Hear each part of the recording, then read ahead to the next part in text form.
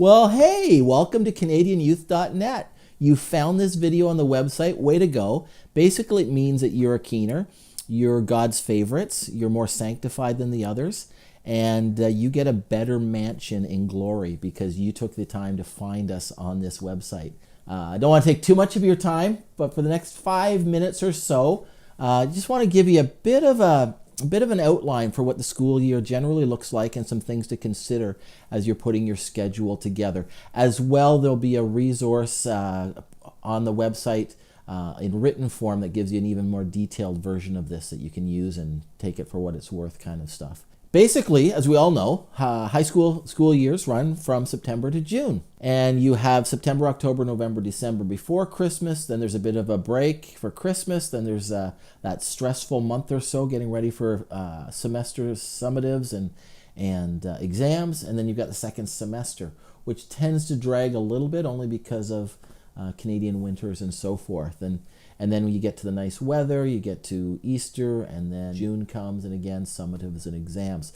That's kind of the flow of it. What I want to give you is just something to think about for each month, something to focus on. September, focus on good start. Have your students ready to go, jumped right in. They've got their proposal ready to meet with their vice principal or whoever's in charge of sanctioning their club. You've got a teacher lined up that's going to let you use the classroom. You're organized. You've got it ready to go. You have that first. You probably want to have 1 or 2 meetings in September where you lay out exactly what this club's about, where we're going, what we're doing. October, you want to focus on Thanksgiving, of course. And Thanksgiving is all about giving thanks. It's a great opportunity to do something great for the teachers. Make them cookies, wash their cars, do something, write them notes, something that just says we appreciate you. And again, you're there you're not doing this so that you can get an audience for the gospel, but it sure helps. But it's just a way of saying thank you to the teachers and gaining some good credit with the teachers and with the administration. And don't forget the principals, vice principals, and the admin assistants and so on as well. November, I like to call this the Alpha Prep month.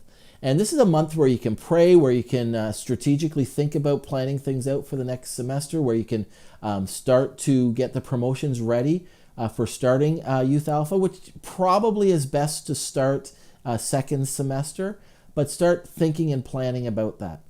December, of course, is Christmas. Use it as an opportunity. Give out Christmas baking. With little notes on Jesus came to the world or some such thing. But use it as an opportunity to reach out to the school.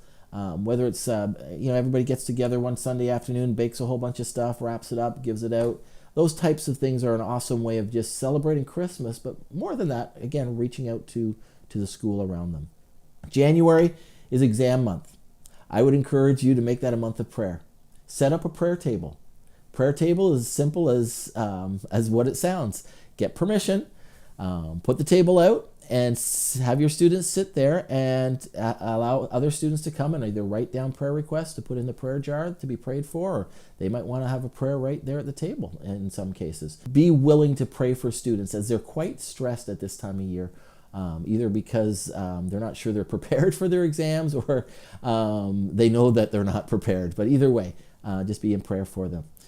February is Valentine's. Again, that's something that gets celebrated at the schools.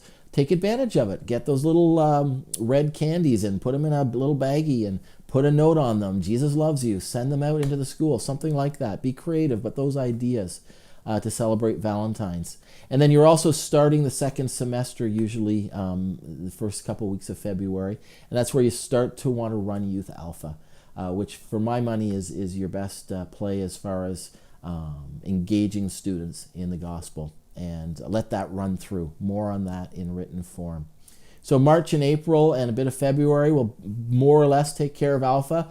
Depending on where Easter is in there, you might want to insert a little bit of an Easter outreach. Again, Easter eggs are a great thing to do. Ways, again, to engage the student body.